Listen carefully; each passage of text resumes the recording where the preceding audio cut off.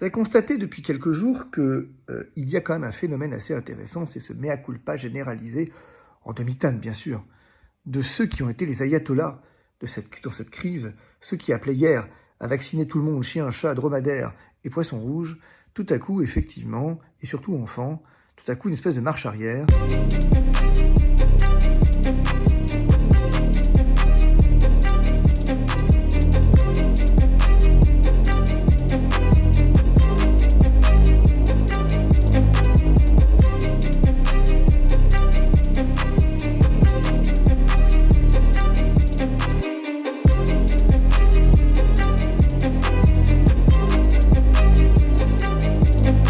Jean-François Delfrécy, qui vous explique que le gouvernement a refusé ses propositions, qu'on est peut-être allé un peu trop loin, que ceci, que cela, espèce de mea culpa, auquel vient en concert Alain Fischer, finalement, donner son la.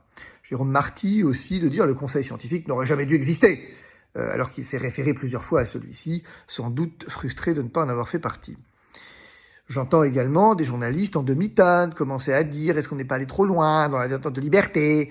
Tout à coup, c'est plus complotiste de s'interroger. C'est bien.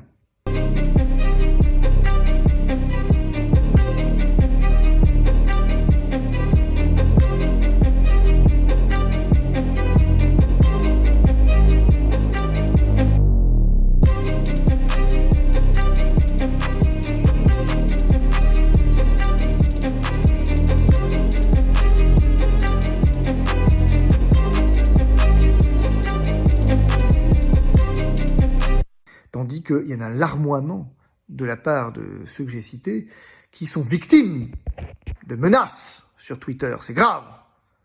Ouais. Non, c'est pas comme si, effectivement, depuis un an, les non-vaccinés, on avait voulu les piquer entre deux flics, les priver de leurs droits, les faire payer leurs soins de réanimation, leur mettre des baffes, leur faire vendre leur maison, les accuser d'être comme ceux qui transmettaient le sida volontairement. On les a pas du tout discriminés, encore plus dans certains pays qu'en France, non pas du tout. On n'a pas du tout subi la discrimination et pas du tout subi la violence.